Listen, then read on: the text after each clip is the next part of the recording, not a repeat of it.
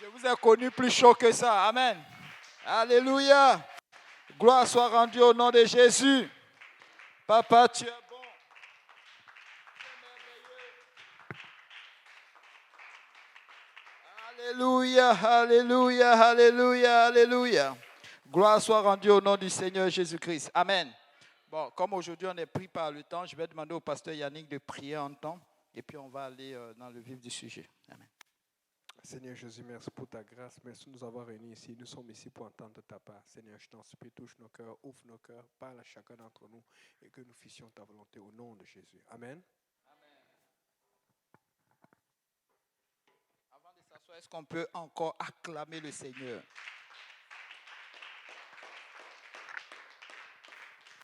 Amen. Amen. Merci Seigneur. Vous pouvez vous asseoir. Amen.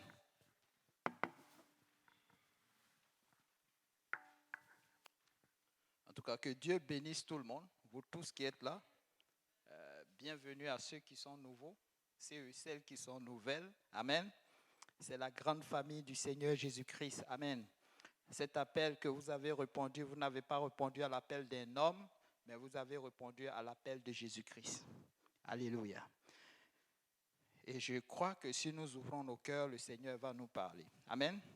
Seigneur, je prie à l'instant. Je te loue et je te rends grâce que je disparaisse en ce moment, éternel Dieu de gloire, et que tu prennes la place. Papa, viens encore et ouvre nos cœurs, Papa, à recevoir de toi, Seigneur. Oh Seigneur Jésus, merci. Merci de cette présence solennelle que nous sentons en ces lieux. Merci Seigneur. Amen. Vous savez, quand tu es chrétien, que tu sens de l'opposition, sache que tu es sur la bonne voie. Amen. Mais ça va dépendre de comment tu appréhendes l'opposition. Amen. Alléluia. Et depuis qu'on a commencé à Hochelaga, il y a beaucoup d'opposition. Mais au nom de Jésus, on les taille en pièces. Alléluia. Et on passe. Amen. On passe. Vous savez c'est quoi passer? On avance. Vous savez, avant, quand l'Ouest américain était, je crois que c'était, c'est ça, l'Ouest américain, ou je ne sais pas, c'est en Afrique du Sud, les gens allaient conquérir les territoires. Ils avaient des grandes caravanes. Et dans certaines cités où ils passaient, les chiens aboyaient, mais ce n'était pas leur problème. La caravane passait pareil. Amen. Et nous, nous sommes des pèlerins et nous avons un objectif. Nous allons vers quelque part. Amen. Alléluia. Et ce lieu est sûr. Nous sommes en marche vers la nouvelle Jérusalem. Amen. Alléluia. Qu'il soit content, qu'il ne soit pas content, qu'il neige pas, nous allons avancer. Amen. Alléluia. Nous et nos enfants, nous allons servir le Seigneur. Amen. Aujourd'hui, le sujet que le Seigneur a mis à mon cœur, n'est-ce pas, de partager avec vous, parlons, n'est-ce pas, des limites qui produisent, n'est-ce pas, le salut. Si tu regardes ta vie, tu te dis, est-ce que quelqu'un peut regarder sa vie et puis dire, j'ai des limites? Amen. Est-ce que tu as des limites? Quand on parle de limites, c'est-à-dire des choses que tu veux faire, mais tu n'y arrives pas. Des choses que tu aimerais atteindre, mais tu n'arrives pas. Amen. Supposons que je veux prendre ces pots de fleurs, mais ma main n'y arrive pas. Amen. La hauteur de cet armoire, n'est-ce pas, est un problème pour moi. Pourquoi? Parce que je n'ai pas la taille idéale pour pouvoir atteindre, n'est-ce pas, ces pots de fleurs. Amen. Et cette taille que j'ai, ce manque, comment on peut dire cela? Cet handicap que j'ai, mais c'est une force pour moi. Amen. Et c'est cette force-là que l'Éternel va utiliser pour mon salut. Amen. Vous savez, c'est bon ces limites-là. Parce que ça te permet très souvent que le Seigneur te garde sauvé ou t'envoie, n'est-ce pas, dans la justice. Vous savez, il y a un sondage qui dit que ma liberté, pas un sondage, un adage qui dit que ma liberté s'arrête là où commence, n'est-ce pas, celui du voisin. Amen. Ça veut dire que je ne peux pas faire toutes choses. Amen. Je ne peux pas venir chez toi et puis faire ce que je veux. Amen. Même dans la rue, je ne peux pas passer comme ça et puis te bousculer. Amen. Donc, même si la rue est cintrée, j'ai mon espace, tu as ton espace et il y a une ligne qui nous délimite. Amen. Même si elle n'est pas visible, mais il y a cette ligne-là qui est là. Et ça, c'est mon territoire, c'est ton territoire, n'est-ce pas? Et cette ligne, c'est vraiment notre limite. Dans le Nouveau Testament, n'est-ce pas, le Nouveau Testament nous enseigne, n'est-ce pas, une double, n'est-ce pas, définition de la sainteté morale que Dieu attend, n'est-ce pas, de ses élus. La séparation avec le péché. Amen. La séparation avec ce monde que nous avons. Amen. Et la consécration à Dieu et à sa volonté. N'est-ce pas la prière de notre Père qui dit que ta volonté soit faite. Amen. Donc, vous savez, quand on devient chrétien, c'est comme cette vie maritale que nous avons. Nous décidons aujourd'hui d'épouser, j'ai décidé d'épouser ma femme, n'est-ce pas? Amen. Mais c'est un sujet qui est d'actualité. Amen. Et c'est bon d'en parler. Alléluia. Donc, nous décidons, n'est-ce pas, d'épouser une sœur, et ça veut dire que quelque part, j'ai renoncé, n'est-ce pas, à toute ma vie passée. Amen. Amen.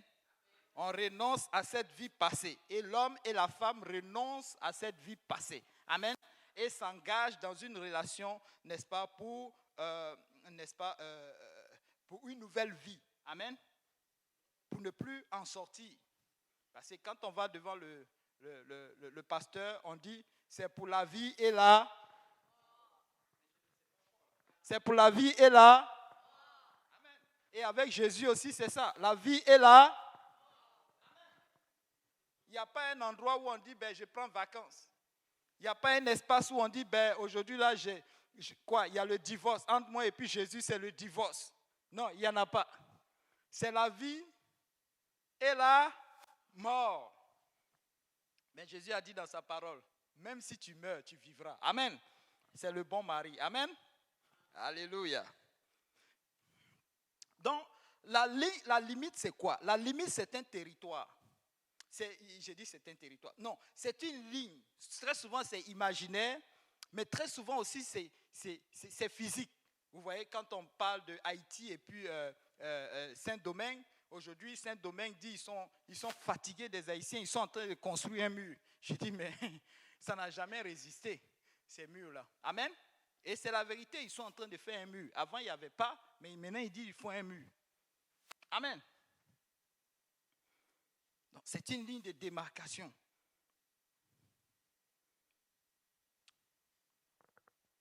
Mais nous, en tant que chrétiens, n'est-ce pas, disciples de Jésus, la Bible nous enseigne, n'est-ce pas, une valeur particulière, c'est-à-dire la sanctification. Est-ce que quelqu'un peut lire Hébreux 12, 14? La Bible, oui, c'est vrai, c'est ça. Donc, la Bible nous enseigne, n'est-ce pas, de mener une vie de sainteté. Oui, c'est ça. Oh. Ça va passer. Oui, c'est ça. Hébreux 12, 14. Recherchez la paix avec tous et la sanctification sans laquelle personne ne verra le Seigneur. La sanctification sans laquelle personne ne verra le Seigneur. Ça veut dire que tu peux faire beaucoup d'efforts, mais si tu ne marches pas selon la sanctification que Dieu a prescrite, tu ne le verras pas. Or, si tu ne peux pas voir le Seigneur, quelle route as-tu fait? Où vas-tu? Donc, la sanctification, elle est vraiment importante. Amen. Elle est vraiment importante. La nouvelle naissance est l'expérience, n'est-ce pas, initiale du salut. Au fait, la nouvelle naissance, c'est un gros mot, mais qui veut dire une seule chose. Amen. La porte du salut. Nouvelle naissance. Quand on sonne ce mot-là, souvent certaines personnes se disent, mais qu'est-ce que tu veux dire? Tu veux que je naisse de nouveau? Qu'est-ce que tu veux que je fasse? Amen. La nouvelle naissance. Et si tu es là aujourd'hui, ou si tu m'entends, que c'est comme un nouveau mot pour toi, on va le voir un peu, mais si tu veux le voir, n'est-ce pas, si tu veux, n'est-ce pas, le pratiquer, on va t'aider. Amen. Si tu veux appliquer cela à ta vie, nous allons t'aider. On a les moyens. Amen. Parce que la Bible nous en donne, n'est-ce pas, l'autorisation. Alléluia. Donc, Pour avoir le salut, nous tous qui sommes ici, nous voulons avoir le salut. Quelle que soit la religion qui est dans le monde, nous tous, nous cherchons le salut. Quand tu parles avec les gens, ils ont foi en ce qu'ils croient parce qu'un jour, ils croient que réellement, ils vont aller à une place qui est meilleure. Même celui qui pêche, c'est la même chose. Il dit, je suis bon. Souvent, tu crois, certaines personnes, ils disent, ben, non, j'ai aidé les fous, j'ai fait ceci, j'ai fait cela. Tout ça là pour dire qu'il pose certaines actions qui peuvent lui être, n'est-ce pas, crédibles, n'est-ce pas, ce jour-là. Amen. Mais laissez-moi vous dire, alléluia. Quand on passe par les eaux du baptême chrétien, avec, n'est-ce pas, le baptême au nom de Jésus-Christ, la vie ne s'arrête pas là. La vie continue. Amen.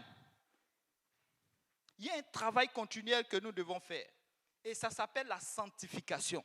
C'est pourquoi la Bible nous dit, allez faire de toutes les nations des disciples. Les disciples, ça veut dire quoi? Quelqu'un qui suit des règles. En fait, disciple, c'est un mot juste pour dire que ce sont des gens qui ont décidé de vivre d'une façon ou qui ont décidé de suivre certaines règles, n'est-ce pas? Et ils les observent jour et nuit. Dedans, tu vas voir l'obéissance, tu vas voir la soumission et tu vas voir, n'est-ce pas? Tu ne vois pas de rébellion dedans. C'est-à-dire, il s'applique ça du matin au soir jusqu'à ce que le maître, celui qui a commandé cela, arrive, n'est-ce pas? Et c'est un processus. Parce que nous rentrons dans cette... Parce que c'est ça, aller faire de toutes les nations des disciples et enseigner-leur. Donc l'enseignement doit t'amener à rentrer dans ce processus afin de parvenir à la sanctification. Quand on dit qu'on est saint, ce n'est pas qu'on est totalement saint, sorti du péché, mais nous tendons vers la sanctification. Donc c'est une marche. Donc si tu passes par les eaux du baptême, tu dois continuer ta marche. Si tu n'es pas encore passé par les eaux du baptême, je vais t'inviter à le faire. Souvent, tu parles avec certains, ils disent, mais oui, quand j'étais petit, je me suis fait baptiser. Quand je me suis fait baptiser ceci, je me suis fait baptiser cela. Mais quand on dit la Bible par rapport au baptême, qu'est-ce que la Bible dit par rapport au baptême? Quand on parle de nouvelle naissance, c'est pas que tu, comme Nicodème le disait dans Jean chapitre 3, est-ce que je dois, il parlait avec Jésus-Christ, le rabbin, et lui c'est un docteur de la loi. Il parle avec Jésus-Christ et puis il dit, Jésus-Christ lui dit, parce qu'il était venu, il disait, mais personne ne peut faire ce que tu fais là si Dieu n'est avec toi. Il parle de miracles. Encore une fois, je reviens sur les miracles. Les miracles ne sont pas le signe que cet homme est vraiment venu de Dieu. Amen. Ce n'est pas une approbation que réellement il a la volonté de Dieu. Tout le monde peut faire des miracles. Mais Jésus lui dit simplement une seule chose. Si tu ne nais... Quoi? Quelqu'un peut le lire, Jean chapitre 3, pour ne pas que je fasse... Jean chapitre 3. Du début? Oui, allons-y. Mais il y eut un homme d'entre les pharisiens nommé Nicodème, un chef des Juifs, qui vint, lui, auprès de Jésus de nuit et lui dit, « Rabbi, nous savons que tu es un docteur venu de Dieu, car personne ne peut faire ces miracles que tu fais si Dieu n'est avec lui. » Jésus lui répondit, « en vérité, je te le dis, si un homme ne naît de nouveau, il ne peut voir le royaume de Dieu. » Point, attends. Il dit, si un homme ne naît de nouveau, il ne peut voir le royaume des cieux. C'est-à-dire, les miracles n'est pas quelque chose qui est comme absolu. Il est vraiment de Dieu et tout ce qu'il va faire, ça va nous donner le bon chemin pour aller au ciel. Mais il dit à Nicodème qu'il y a une chose qui est essentielle. Quel que soit le miracle, si tu meurs aujourd'hui, mais tu iras en enfer pareil. Mais la chose la plus importante, si tu nais de nouveau. En parlant avec Jésus, Jésus a identifié réellement son problème qui lui manquait. Chaque fois que tu vas parler à Jésus, Jésus te parle. Quand tu viens sincèrement. Amen. Mais beaucoup ne veulent pas faire ça parce que si jamais ils vont leur dire réellement ce qu'il en est de ta situation vis-à-vis de la parole. Amen. Oui, Jésus te dit réellement ton point à l'instant T. Si tu parles réellement, tu es sincère avec le Seigneur, la voix va sortir et il va te parler. Quel est ton problème avec Jésus? Il va te dire, voilà ta situation. Parce que si je reviens à l'instant, voici pourquoi tu ne vas pas venir avec moi. Amen. Et il disait ça. Si un homme ne naît de nouveau, il ne peut entrer dans le royaume des cieux. Mais Nicodème lui dit, mais comment ça? Moi qui suis vieux, je dois encore entrer. Donc, vous voyez, il y a un problème là. Rentrer dans le ventre de ma mère. Mais Jésus dit non, tu es encore à côté de la plaque. Attention, naître de nouveau, ce n'est pas ça. Première chose, changement de mentalité. Vous savez à quel moment ça intervient, changement de mentalité? C'est la repentance. Demi-tour. Donc quand Dieu te parle, tu fais demi-tour. Donc tu changes ta façon de marcher. Tu changes ta façon de parler. Tu changes ta façon de raisonner. Amen. Et c'est ça la sanctification. La sanctification t'amène à un changement de façon de réfléchir. Parce qu'avant, quand on n'avait pas l'Esprit de Dieu, on ne connaissait pas la parole, on avait une façon de réfléchir. Un exemple. Vous savez, avant même que je ne vienne au Seigneur, moi, mon raisonnement, c'était quoi? J'allais me marier, peut-être j'allais avoir une femme, et puis j'allais avoir une deuxième à côté. Au cas où l'autre me fatigue, je vais chez l'autre. Vous voyez cette façon de penser? Ça, c'est le passé. Ça, c'était ma chair. Pour moi, j'étais aussi juste. Mais moins pire que quelqu'un qui a au moins une multitude qui traîne partout dans le monde. Et c'était mon code de conduite. Je marchais comme ça. Avant que je ne vienne au Seigneur, pour moi, j'arrêtais l'alcool lorsque je ne pouvais plus marcher. Lorsque je ne pouvais plus ingurgiter une autre bouteille, n'est-ce pas, vider le contenu dans mon ventre. Je n'avais pas de limite. Amen. Un homme sans limite, il est irrésolu. Il va à gauche, il va à droite. Ses pensées se baladent à gauche et à droite.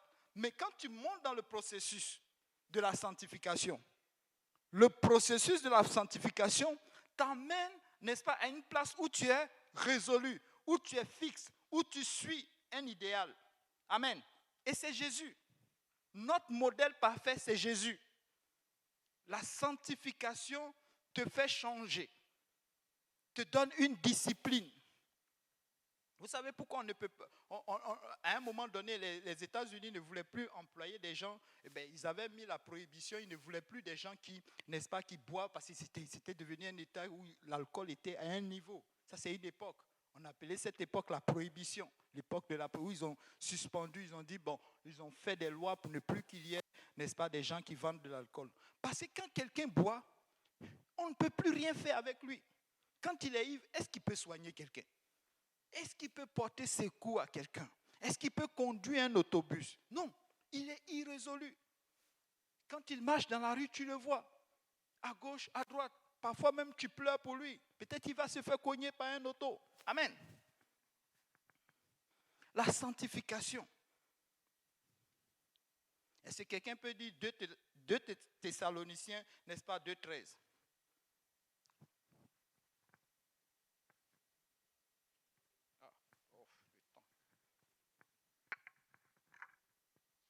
Bon, je vais le lire. Pour nous, frères bien-aimés du Seigneur, nous devons à votre sujet rendre continuellement grâce à Dieu parce que Dieu nous a choisis dès le commencement pour le salut, par la sanctification de l'esprit et par la foi en la vérité. Certains d'entre nous, lorsque nous naissons, n'est-ce pas, nous devenons, n'est-ce pas, un nouveau-né, n'est-ce pas, dans le royaume de Dieu. Nous croyons que la sanctification est quoi? C'est une chose facultative. On peut le suivre comme on peut ne pas le suivre. Non. Elle doit se répandre dans tous les aspects de notre vie. Amen. Parce qu'on dit, sans la sanctification, nul ne verra le Seigneur. Donc, si tu ne vois pas le Seigneur, à quoi bon tout ton sacrifice que tu es en train de faire? 1 Pierre chapitre 1, verset 15 à 16. Mais puisque celui qui nous a appelés est saint, vous aussi soyez saints dans toute votre conduite. Selon qu'il est écrit, vous serez saints car je suis saint. Donc nous devons être saints tel que le Père, lui, il est saint. Vous savez, la croix représente, souvent quand on parle du baptême, ils croient que nous sommes en train de vraiment jouer. Non, la croix représente vraiment le prix, n'est-ce pas, qu'a payé, n'est-ce pas, pour le péché du monde. C'est pourquoi quand la croix est exposée, tout le monde y a droit. Il n'y a pas de couleur de peau. Il a été exposé à la croix pour tout le péché de toute l'humanité. Amen.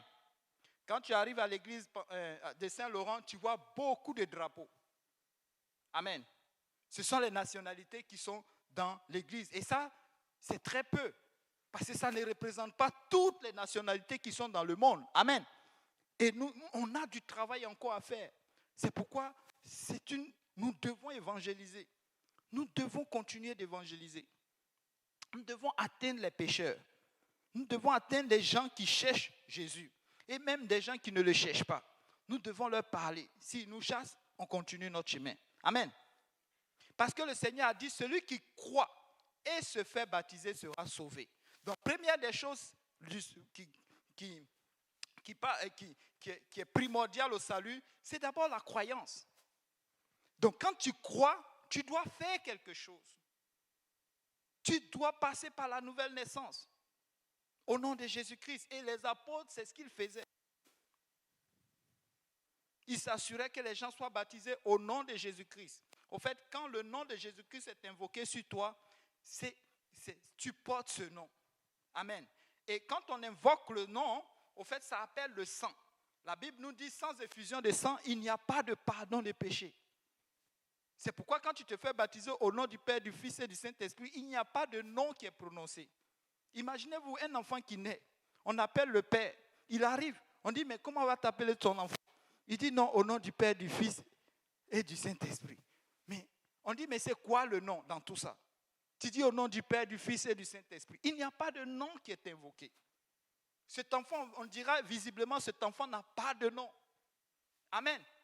Le premier jour où un enfant porte un nom, c'est lorsqu'on prononce ce nom sur lui.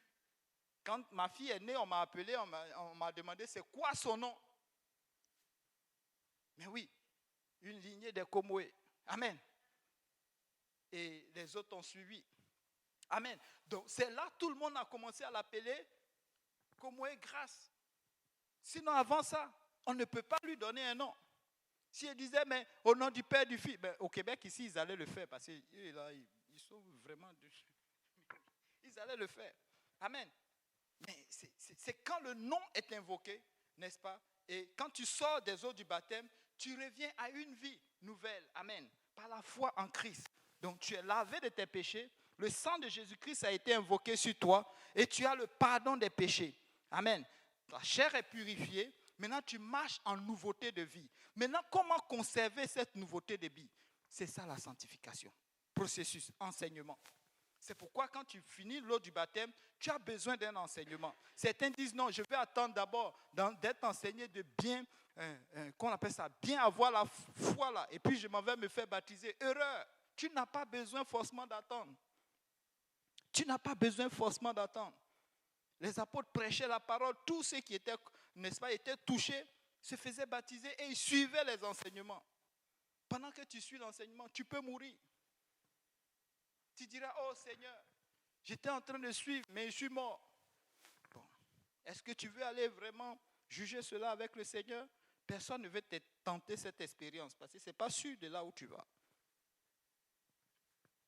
Souvent, les êtres humains, pour ne pas faire la volonté de Dieu, vont se fixer des limites. Et regardez Moïse. Moïse, il voulait tellement instruire Dieu sur son imperfection. Il voulait faire croire à Dieu ce que Dieu même savait déjà. Oui, Dieu l'envoie. Dans Exode chapitre 4, verset 1.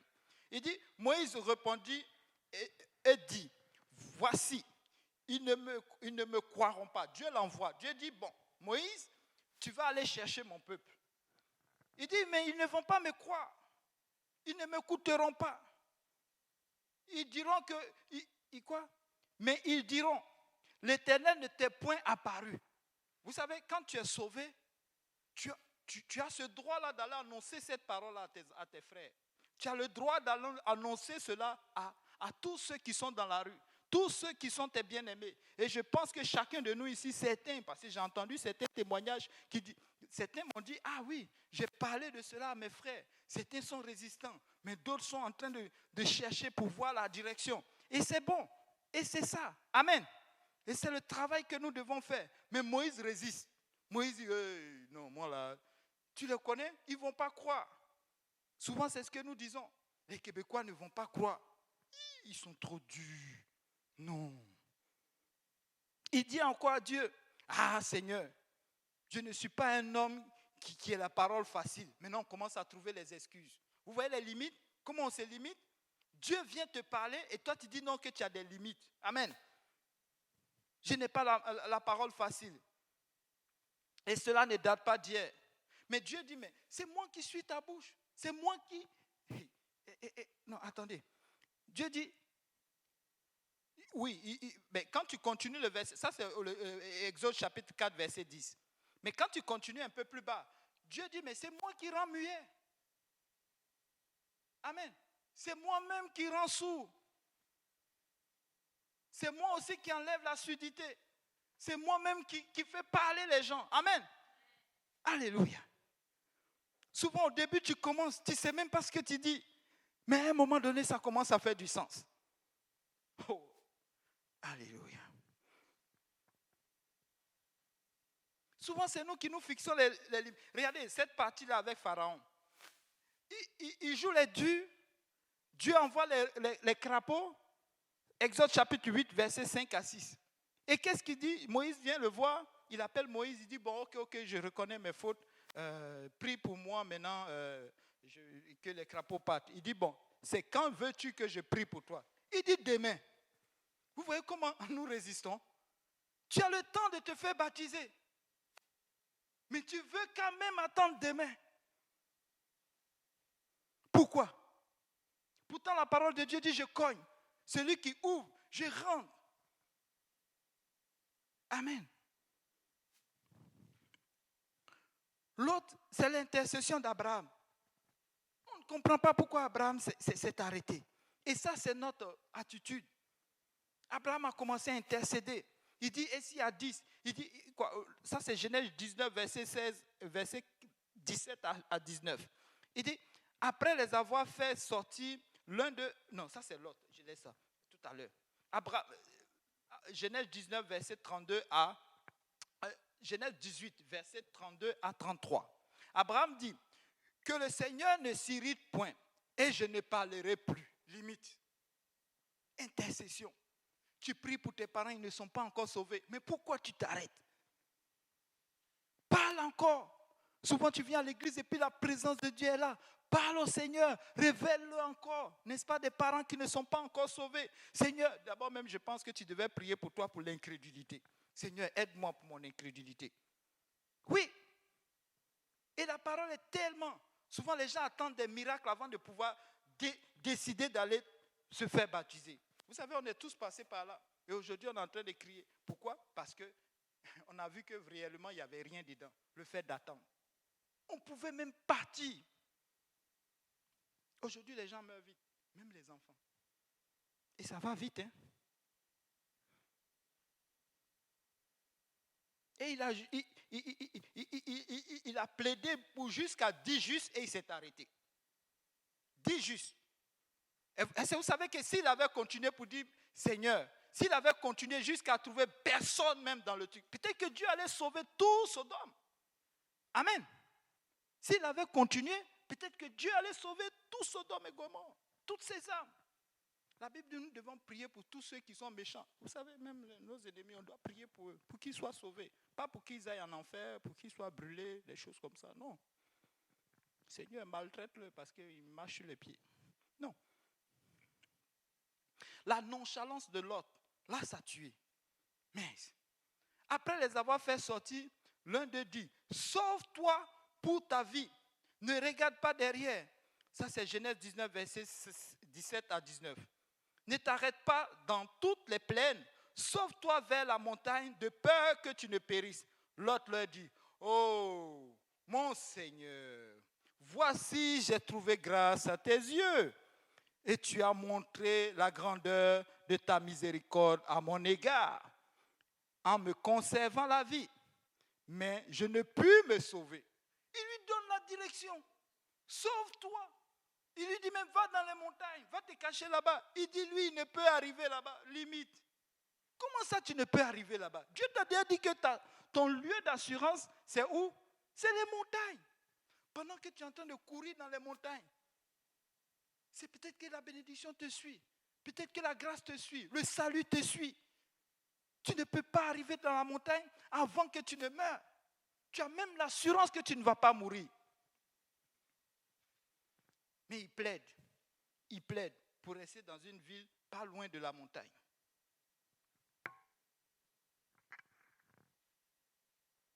Vous savez, c'est Dieu qui a donné les limites.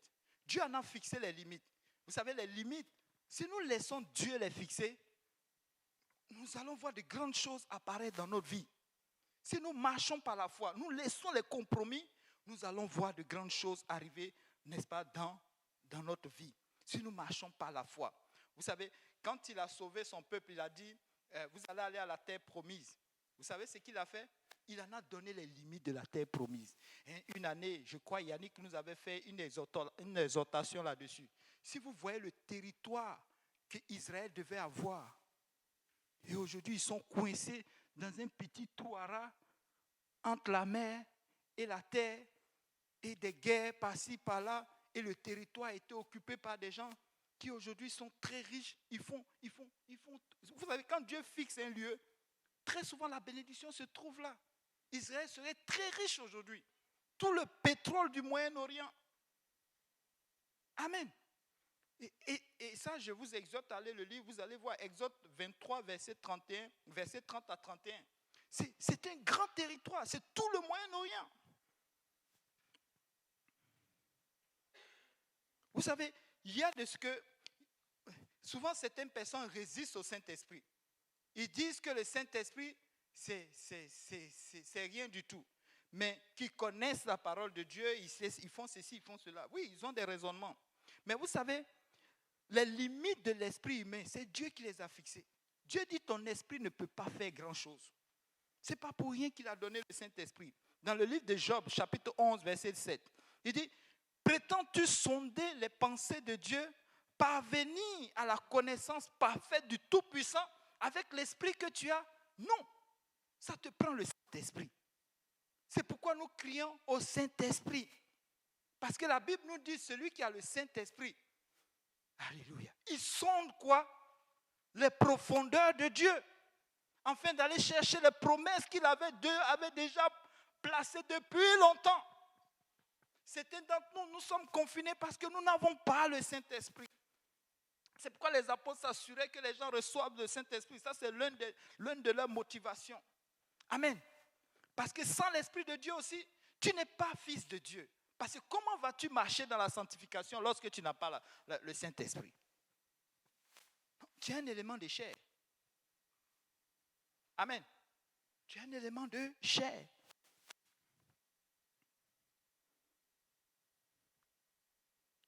Proverbe 27, verset 1. Ne te vante pas du lendemain, car tu ne sais pas ce qu'un jour peut enfanter.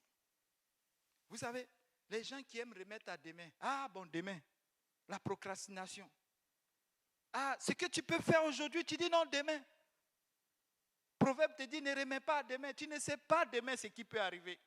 On était là et puis un jour, on nous a dit, j'allais au travail, au casino, j'arrive là-bas, on dit non, vous ne rentrez plus, Covid. Aïe, quand c'est né cette affaire-là, rentrez chez vous. Et on croyait que c'était une affaire de 2 ou 3 minutes. Non, 2 ans. Confinement. Pour la première fois, on confine le monde entier. C'est incroyable.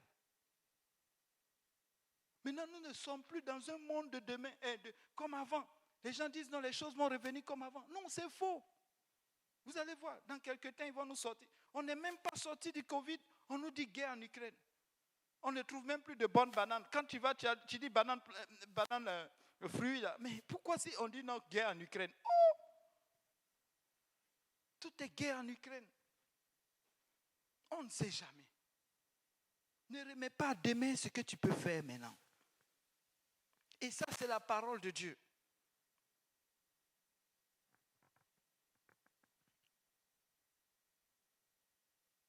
Et même la force humaine. Vous savez, tu te dis, oh, demain je vais faire ceci. Après demain je vais faire cela. Je suis capable. Je vais faire ça. Vous savez, quand on était à l'école primaire, quand quelqu'un te bouscule, tu t'en chercher ton grand frère. Il a la force plus que celui. Oui, il va venir, il va cogner, il va faire ceci, ou bien même c'est toi qui provoque.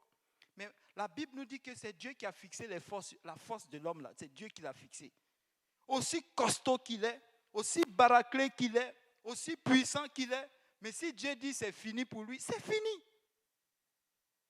Il y a de ces choses que tu seras capable de faire, mais il y a de ces choses que tu ne pourras pas. Tes capacités sont limitées.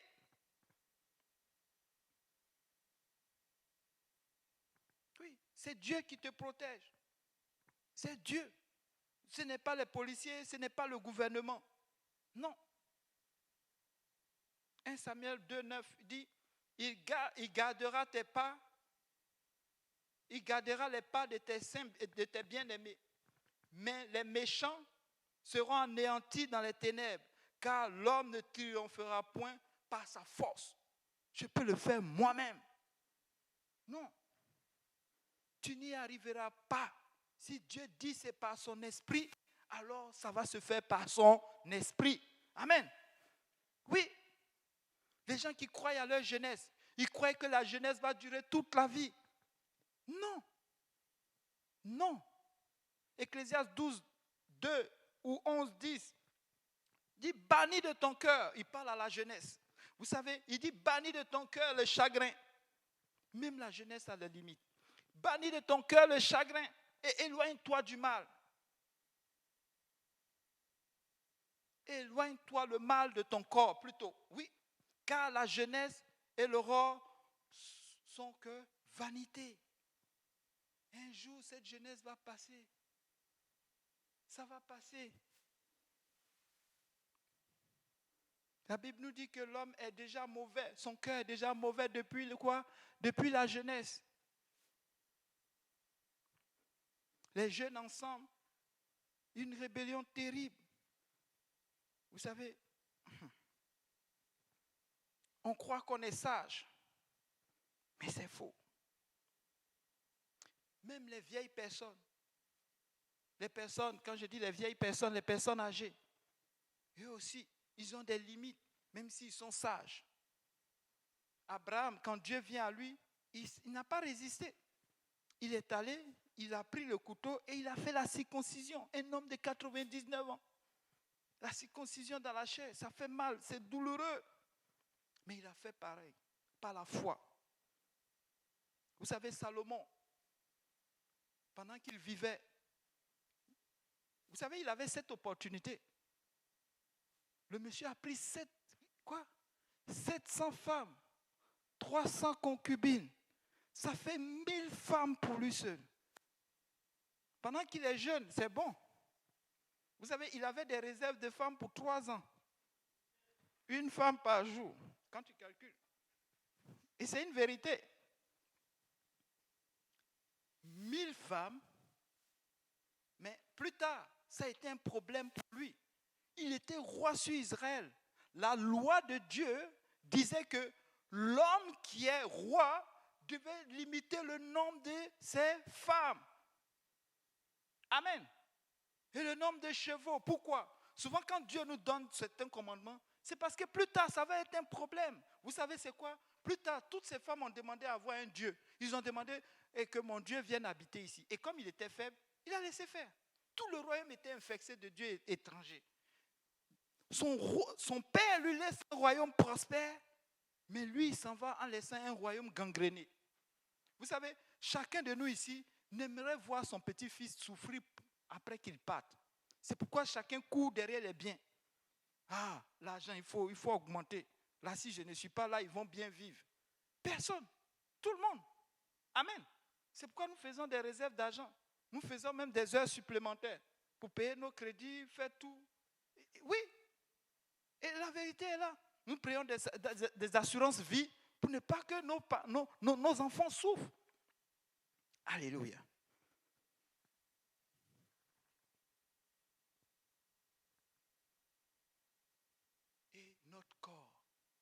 on en revient à la sanctification. Notre corps a des limites. Vous savez, quand le Saint-Esprit vient en toi en tant que chrétien, il ne va pas rester là. À tout ce que tu es en train de subir ou des choses que tu entreprends sans lui. Dans Genèse chapitre 6, verset 3, l'Éternel dit, mon esprit ne restera pas en l'homme.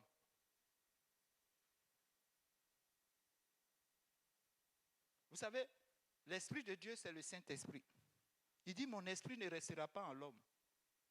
Parce que car l'homme n'est que chair et ses jours ne seront que de 120 ans. Limite. Peut-être qu'avant, on était préparé à vivre. Combien? Éternellement. Mais à cause de la désobéissance, nos jours sont limités. 120 ans. En 120 ans, quand vas-tu prendre conscience? Quand vas-tu prendre conscience qu'une vie est déjà passée? Qu'une nouvelle vie t'attend? Quand vas-tu prendre conscience qu'actuellement, tu dois solidifier, n'est-ce pas, ton avenir et l'avenir de tes enfants? Tu dois être ce précurseur-là, n'est-ce pas, de la parole de Dieu dans la vie de ta famille. Peut-être que tes parents étaient sorciers avant. Peut-être que tes parents ont fait des choses pour que tu sois là, pour que tu viennes au monde. Tu ne sais pas. Mais la seule garantie que tu peux laisser à tes enfants, ce n'est pas le vide. Il n'y a pas de vide. Il n'y a pas une place où c'est le vide. Le diable est là, Dieu est là, et puis c'est le vide. Non. Il y a une limite. S'il n'est pas à Dieu, bon, chacun devine. Nous n'avons que 120 ans à le réussir. Bon, là j'ai 43 ans, il ne me reste pas beaucoup. C'est pourquoi la fois dernière je disais, j'ai fêté ma fille parce qu'on ne sait jamais l'année prochaine. Alléluia. Vous voyez, on n'a pas beaucoup de temps. Sans oublier les maladies, sans oublier les tremblements de terre. Turquie, Haïti, typhon. Oh! Oui, les guerres inutiles. Oui. Il y a un homme, vous savez, et on va terminer avec ça. Oui, on va terminer avec... même Satan a des limites. Oui. Job chapitre 1, verset 12. L'Éternel lui dit, il dit à Satan, voici, tout ce qui lui appartient, je te le livre seulement. Ne porte pas la main sur lui. Amen. Tout ce que l'ennemi peut faire, c'est peut-être de détruire nos biens. De faire de telle sorte que comment on appelle ça? La clé ne marche pas. Vous voyez?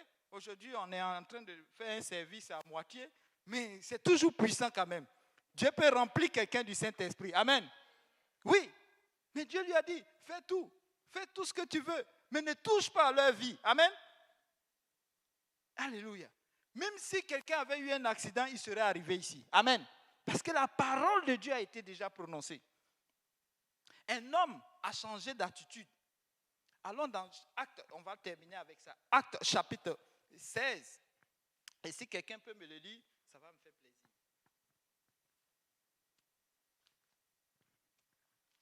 Actes chapitre 16.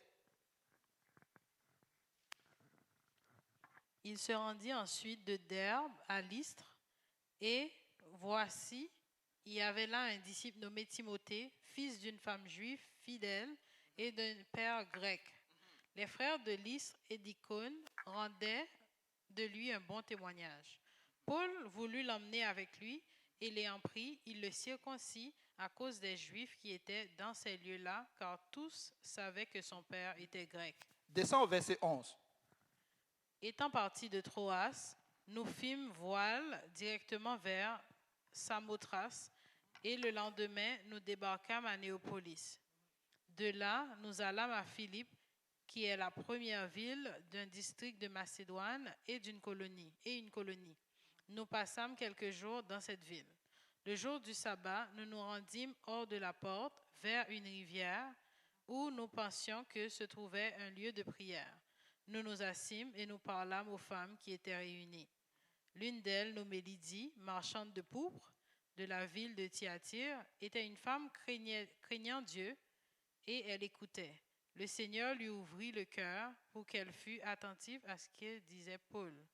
Lorsqu'elle eut été baptisée avec sa famille, elle nous fit cette demande. Si vous me jugez fidèle au Seigneur, entrez dans ma maison et demeurez-y. Et elle nous pressa par ses instances. Comme nous allons au lieu de prière, une servante qui avait un esprit de python et qui, devinant, procurait un grand profit à ses maîtres, vint au-devant de nous. Elle se mit à nous suivre, Paul et nous. Elle criait, « Ces hommes sont les serviteurs du Dieu très haut, et ils vous annoncent la voie du salut. » Elle fit cela pendant plusieurs jours. Paul, fatigué, se retourna et dit à l'esprit, « Je t'ordonne au nom de Jésus-Christ de sortir d'elle. » Et il sortit à l'heure même. Les maîtres de la servante, voyant disparaître l'espoir de leur gain, se saisirent de Paul et de Silas et les traînèrent sur place publique devant des magistrats. Ils leur présentèrent aux prêteurs en disant, « Ces hommes troublent notre ville. Ce sont des Juifs qui annoncèrent des coutumes qu'il ne nous est permis ni de recevoir ni de suivre, à nous qui sommes Romains. » La foule se souleva aussi contre eux, et les prêteurs, ayant fait arracher leurs vêtements, ordonnèrent qu'on les bâtît de verges. Après qu'on leur eut chargé de coups, ils les jetèrent en prison, en recommandant au geôlier de les garder sûrement. Le geôlier ayant reçu cet ordre, les jeta dans la prison intérieure et leur mit les sceptres aux pieds. Amen. Arrête-toi un peu là, ma soeur. Merci beaucoup. Donc vous voyez, une histoire. Qu'est-ce qu'ils ont fait? Tout ce qu'ils avaient mal fait, c'était d'enseigner, n'est-ce pas, les gens à suivre, à connaître, n'est-ce pas, le salut. Et pendant qu'ils étaient en train d'enseigner, une d'entre elles, de toutes ces personnes, s'est fait baptiser et elle a entraîné toute sa famille aussi à se faire baptiser. Amen. Vous voyez, elle n'a pas attendu 15 jours, 14 jours. Elle aimait Dieu. Vous savez, quand tu aimes Dieu, la parole de Dieu, il n'y a pas 2, 3, 4, 5, 6. Donc tu entends, tu obéis. Amen. Elle s'est fait baptiser. Alléluia. Mais une autre, par contre, a commencé, n'est-ce pas, à dévoiler ce qu'ils étaient. Même l'esprit méchant commence à dévoiler l'esprit, n'est-ce pas, qui était en Paul. Il disait, ouais, que ces hommes annoncent le salut. Qui n'aimerait pas le salut? Mais c'est une bonne chose. Mais regardez les gens du monde. Les gens du monde ne pensent que de leur intérêt. Ils ne pensent qu'en intérêt personnel. Si vous croyez que ce gouvernement pense à vous, si vous croyez que ce gouvernement est là pour votre bien, c'est faux. Et c'est les intérêts seulement qui calculaient. Cette femme faisait que ces personnes recevaient de l'argent. Et dès l'instant que Paul a réprimé l'esprit qui était en elle, ces hommes se sont retournés contre eux. Ils ont dit, bon, ok, tu as coupé notre gombo, ok, ben, tu auras pour ton compte. Première des choses qu'ils font, ils appellent le prêteur, ils les prennent et puis ils les jettent en prison. Limite. Souvent, les hommes peuvent te mettre en prison. Oui. Ils peuvent te prendre, te jeter en prison physiquement. Comme aussi, ils peuvent te mettre en prison. J'ai entendu des sœurs, j'ai entendu des frères. Oh, tu as entendu ce qu'ils viennent de me dire. Toute la nuit, toute la journée, toute la semaine, elle ne fait que penser à cette affaire. Mais tu es en prison, ma sœur. Tu es en prison, mon frère. À cause de quelque chose que quelqu'un a dit. Ce n'est même pas Dieu qui parle dans ta vie, mais c'est une personne qui parle dans ta vie. Et pour cela, tu es en prison. Tout en toi est totalement bloqué à cause de cette affaire. Et on les jette en prison. Et là-bas encore, une autre chose, ils mettent encore une autre limite sur eux. Vous savez, l'homme peut te mettre en prison. Mais je vais te dire, quelle que soit la prison que l'homme peut te mettre, Dieu, lui, a un autre plan pour toi. Amen. Oui, souvent les gens croient qu'ils t'ont condamné. Souvent, l'ennemi croit qu'il t'a mis en prison, c'est fini pour toi. Mais non. Dieu ne regarde pas la prison des hommes. La prison que l'homme te donne, ce n'est pas la prison éternelle. Amen. Ça n'a pas lié l'esprit. Ça n'a pas lié la parole. La seule chose que ça prend, souvent quand tu as une situation comme ça, c'est que Dieu t'appelle à un autre niveau de consécration. Dieu veut voir ton attitude. Souvent, tu vois des limites dans ta vie. Oh, je ne peux pas enfanter comme les autres. Oh, mais j'ai cette plaie. Oh, j'ai cet handicap-là qui m'empêche de vivre comme tout le monde. Je n'ai pas tout comme tout le monde. Mais est-ce que Dieu t'a dit d'avoir tout comme tout le monde? Dieu a une direction. Dieu a un plan pour toi. Dieu a une vie qui a été tracée pour toi. Et cela commence d'abord par l'obéissance. L'obéissance, c'est d'abord, commence à chercher c'est quoi la repentance. D'abord, et c'est ça. La repentance va t'amener à avoir une paix avec le Seigneur. C'est-à-dire, réconcilie-toi avec le Seigneur d'abord. Et tu vas voir le plan que Dieu a tracé pour toi. Et ce soir, je vais inviter quelqu'un. Si tu n'as pas encore pris cet engagement, tu peux le faire. Réconcilie-toi avec le Seigneur. Paul et Silas étaient dans cette prison et ils se sont dit, mais qu'est-ce que nous avons de mieux à faire? Nous n'avons pas d'autre chose à faire. Dieu nous a appelés à une seule chose, à adorer. Et c'est ça que l'ennemi ne veut pas. Quand nous serons devant le Seigneur, le seul travail que nous aurons à faire, c'est de l'adorer. Et Paul et Silas se sont dit, bon, on est en prison, on voulait gagner des âmes, mais on n'a rien eu. On a travaillé toute la journée et tout ce que nous avons eu comme récompense, déjà la parole est vraie. Tous ceux qui travaillent pour Dieu seront persécutés. Et là, nous sommes en prison. Non seulement on nous a battus, mais on nous a mis encore en prison, on nous a enchaînés. Ils ont dit, bon, tout ce que nous avons de mieux à faire, c'est de quoi? D'adorer. Lis la suite, ma soeur. Et vous allez voir, l'adoration, ce que ça donne. Verset 25. Oui. Vers le milieu de la nuit, Paul et Silas priaient et chantaient les louanges de Dieu. Et les prisonniers les entendaient. Tout à coup, il se fit un grand tremblement de terre, en sorte que les fondements de la prison furent ébranlés. Au même instant, toutes les portes s'ouvrirent, et les liens de tous les prisonniers furent rompus. Le geôlier se réveilla, et lorsqu'il vit les portes de la prison ouvertes, il tira son épée et allait se tuer, pensant que les prisonniers s'étaient enfuis. Mais Paul cria d'une voix forte, « Ne te fais point de mal, nous sommes tous ici. » Alors le geôlier, ayant demandé de la lumière, entra précipitamment et se jeta tout tremblant aux pieds de Paul et de Silas. Il les fit sortir et dit, « Seigneur, que faut-il que je fasse pour être sauvé? » Paul et Silas répondirent, « Crois au Seigneur Jésus et tu seras sauvé, toi et ta famille. » Et ils lui annoncèrent la parole du Seigneur, ainsi qu'à tous ceux qui étaient dans sa maison. Il les prit avec lui, et à cette heure même de la nuit, il lava leurs plaies, et aussitôt il fut baptisé, lui et tous les siens. Amen. Donc vous voyez, ils ont cru, ils ne se sont pas arrêtés là. Ils lui ont demandé, mais qu'est-ce que nous devons faire pour être sauvés?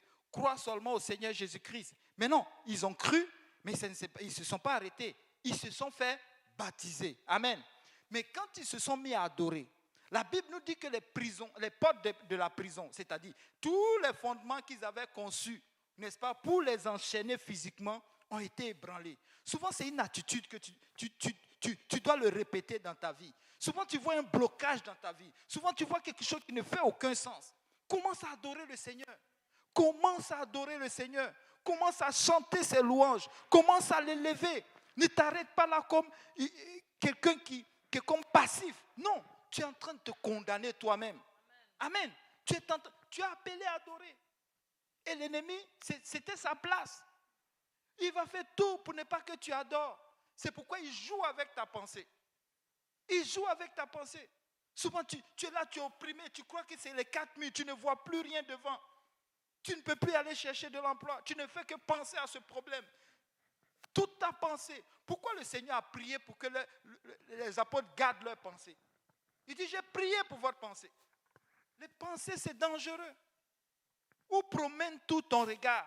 Où promènes-tu tes pensées?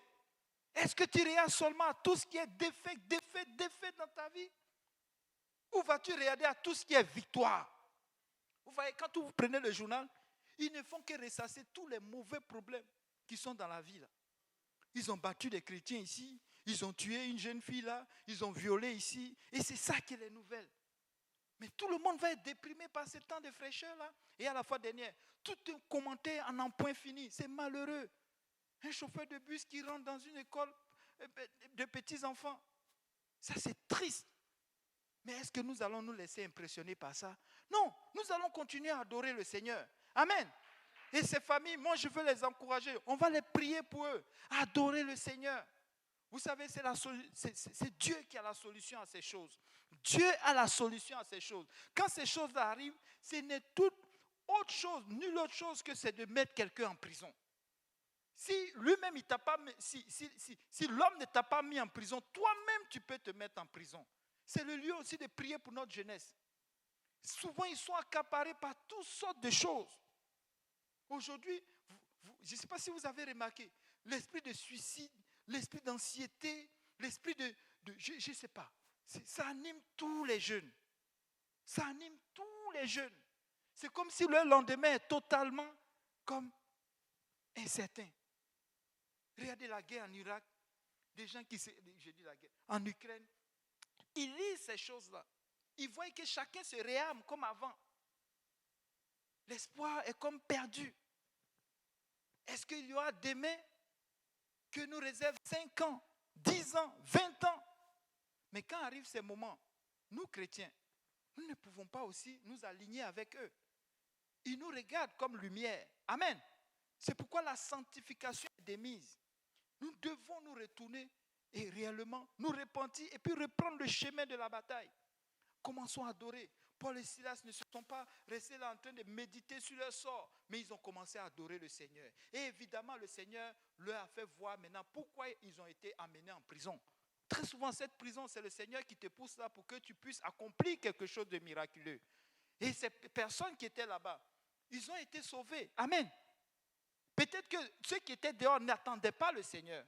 Le Seigneur dit qu'il a un peuple dans ce monde. Il a un peuple ici à Montréal. Il a un peuple ici à Hochelaga. Mais c'est en adorant, en insistant, en venant continuellement, en priant, que le Seigneur va ouvrir la voie de ces personnes-là et que nous allons les atteindre. Amen. Donc, frères et sœurs, ne nous mettons pas des limites. Les limites, c'est Dieu qui les met. C'est pourquoi quand tu as la vie, l'espoir, vous savez, le pauvre, son espoir, c'est sa force. Demain, je vais faire ça. Je vais avoir 2 boulots. Je vais me sortir de la situation. Je vais faire ceci. Le riche, il dit, mon père va faire. Mon père, ma mère, mon grand-père. Mais le chrétien, il dit, Jésus va le faire. Aujourd'hui, je suis tombé, mais Jésus va me relever. Amen. Donc, levons-nous et commençons à invoquer le nom de Jésus. Amen.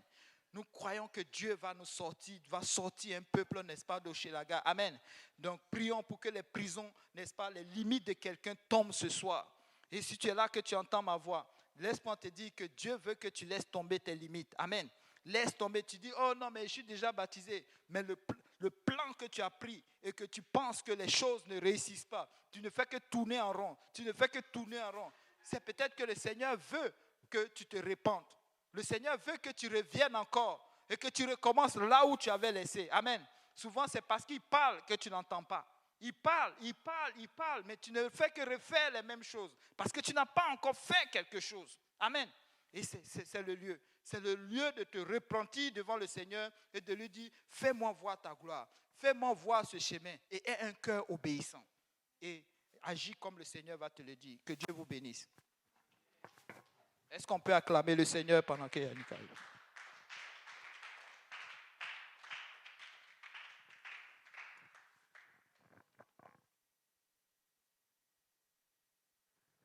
Alléluia, Seigneur Jésus, gloire au Seigneur. Alléluia, Seigneur. Regarde ton voisin, ta voisine, dis-lui, réponds à l'appel du Seigneur. Le frère Simplice a dit tout à l'heure que Lot, c'est... Quand Abraham prie pour Lot, il dit, Seigneur, détruiras-tu à cause de 50? Dieu dit, je ne détruirai point. Quand Abraham prie pour Lot, il dit, il descend 45, 25, il descend jusqu'à 10. Et Dieu a dit, je ne détruirai pas. Donc la logique dit que s'il avait continué, peut-être ça lui aurait pris 2 jours de plus, 3 jours, peut-être ça lui aurait pris plus de temps d'intercession. Mais s'il était arrivé à 1, Dieu aurait dit, je ne détruirai pas. Mais qu'est-ce qu'on voit? Dieu a détruit Sodome et Gomorrhe. ça veut dire que Dieu n'a pas trouvé 10 justes dans Sodome et Gomorrhe. En fait, quand tu pries, prie autant que le Seigneur te pousse. Si tu commences à calculer, c'est pour ça qu'il faut prier dans l'Esprit. C'est pour ça que tu as besoin du Saint-Esprit. Et tu reçois le Saint-Esprit en parlant d'autres langues. Amen. Tu peux le recevoir aujourd'hui, là, maintenant même. Et aussi, vous savez, les signes, les gens prennent ça à la légère, mais c'est vraiment chaud. La guerre aujourd'hui, vous avez vu les prix ont monté, les maisons, moi-même l'hypothèque, c'est chaud. C'est incroyable. C'est vraiment le Seigneur qui nous protège. Mais ça veut dire que tu as moins d'économie, tu as moins d'aisance à acheter, tu as moins d'aisance à payer. Tu dois faire plus de calculs. Même pour les riches, c'est devenu plus difficile. Beaucoup de gens font faillite, beaucoup de gens cassent, beaucoup de gens font des économies et changent de plan. Ça veut dire que la vie n'est plus aussi agréable qu'avant. Il y a toujours un petit plaisir parce que si le diable montre tout son visage, les gens vont se révolter, ils vont commencer à se mettre à Dieu. Mais c'est un malin. Mais la Bible dit, quand tu lis dans Matthieu 24, ça dit il y aura des guerres. On a vu beaucoup de guerres aujourd'hui. Même en Irak, il y a encore la guerre. C'est seulement que c'est moins populaire que la guerre en Ukraine en Russie. La Bible dit aussi un autre signe. Il y aura des bruits de guerre. Vous avez entendu parler du ballon chinois ou des ballons chinois aux États-Unis ou des ballons au Canada et partout. Maintenant, ça crée des tensions. Et tu vois la Chine avec la Thaïlande, la Corée du Nord avec les États-Unis. Il y a beaucoup de bruits de guerre. Donc, des fois, on s'attend à ce qu'il y ait... Non, la Bible dit qu'il y aura aussi des bruits de guerre. Donc, vous voyez la guerre, des guerres qu'il n'y a jamais eu auparavant avec des bruits de guerre. Et si vous remarquez l'actualité, ils sont en train de parler d'augmenter, d'intensifier la guerre entre l'Ukraine et la Russie. Et ça commence à être la guerre entre l'OTAN et la Russie parce que tous les pays sont impliqués à la différence qu'ils envoient les armes là-bas. Donc, la guerre est en train de prendre tout le monde entier. Ça devient comme si c'était la 3e guerre mondiale. Ça, c'est très sérieux. Bon, ça, ce n'est pas pour vous faire peur. Je vais vous dire, moi, dans le temps, quand j'entendais ce genre de choses, ça me faisait peur. Vous savez pourquoi? Parce que je n'étais pas sauvé. Je ne connaissais pas Dieu. Mais moi, ça ne me fait plus peur parce que, ça veut dire, comme la Bible dit, ma délivrance rapproche. Parce que nous sommes là pour prêcher l'évangile. Dieu veut qu'on soit béni. Dieu veut qu'on ait du plaisir, qu'on ait du temps, mais qu'on le fasse de façon sainte. Mais pendant qu'on est béni, nous sommes là pour prêcher l'évangile. Et ce monde s'en va en enfer. Donc, moi, je n'ai plus peur de ces choses. Au contraire, ça dit, ça accélère parce que, vous savez, vivre pour Dieu, des fois, là, le diable te fatigue. Mais tu dis, Seigneur, pardon. Des fois, tu veux qu'il vienne te chercher. Après, tu dis, attends, il y a ma famille, il y a telle personne encore à sauver. Amen. Et les signes sont là. Et la Bible dit aussi dans Matthieu 24 qu'il y aura des tremblements de terre. L'autre jour, on a parlé de la Turquie et la Syrie. C'était 2000. Après quelques jours, c'était 12 000. Après quelques jours, c'était 25 000. Et aujourd'hui, c'était 33 000 à peu près. C'est beaucoup. Mais maintenant, vous savez, ça fait peur. Parce que si Dieu dit que tu ne meurs pas, tu ne meurs pas. Vous savez pourquoi? Aujourd'hui, encore, on a trouvé des survivants. Ils ont été 178 jours dans le cave. 178 jours sans boire ni manger. Comment tu fais pour manger? 178 jours dans un trou là où tu étais bloqué. Si ce n'est pas Dieu qui t'a protégé, ce n'est rien d'autre. Ce qui veut dire que si Dieu dit que tu vas mourir, c'est ton temps. Alors maintenant, est-ce que tu es prêt à rencontrer ton Sauveur? Et comme le pasteur Simplice l'a dit, tu peux être rempli du Saint-Esprit et baptisé au nom de Jésus aujourd'hui. Amen. Et vous savez, ces choses-là, surtout quand on est plus grand, c'est plus difficile. Mais imaginez, Dieu a bien fait d'utiliser Abraham. La Bible dit qu'Abraham a été circoncis quand il était âgé. Amen. Et c'est des fois, on a peur d'illustrer. La circoncision, là, c'est chaud. Tu ne peux plus marcher. En général, tu mets un drap quand tu étais grand. Vous voyez comment ça arrive. Vous voyez comment c'est gênant. Et puis maintenant, Abraham avait une famille. Il y avait Sarah, il y avait des serviteurs. Et les gens vont dire, mais qu'est-ce qui se passe avec le maître? Il a été circoncis. Vous comprenez un peu? C'était humiliant. Le maître a été circoncis. Il était là pendant 3-4 jours, le temps que ça passe. Et là, vous voyez comment c'est? Ça devenait gênant, c'était embêtant, mais il était en train d'obéir à Dieu. Ça peut être gênant et embêtant d'obéir à Dieu maintenant, mais tu vas devenir une référence. Les gens peuvent dire ce qu'ils veulent, mais toi, tu veux obéir à Dieu. Amen. Alléluia, élevons le nom du Seigneur. Alléluia, Seigneur. Nous te remercions pour ce service. Circoncis nos cœurs, Seigneur. Circoncis nos pensées, que nous élevions ton nom. Que nous fassions ta volonté, Seigneur. Et rien que ta volonté. Que nous marchions dans tes voies. Que nous marchions dans tes sentiers. Dans le nom de Jésus. Dans le nom de Jésus. Dans le nom de Jésus. Seigneur, nous prions pour ce temps de fraternité que nous allons avoir. Nous prions que ta main soit sur nous, que tu nous protèges et que chacun de nous rentre sain et sauf au nom de Jésus. Que tout le monde dise au nom de Jésus. Alléluia. Que Dieu vous bénisse. Amen.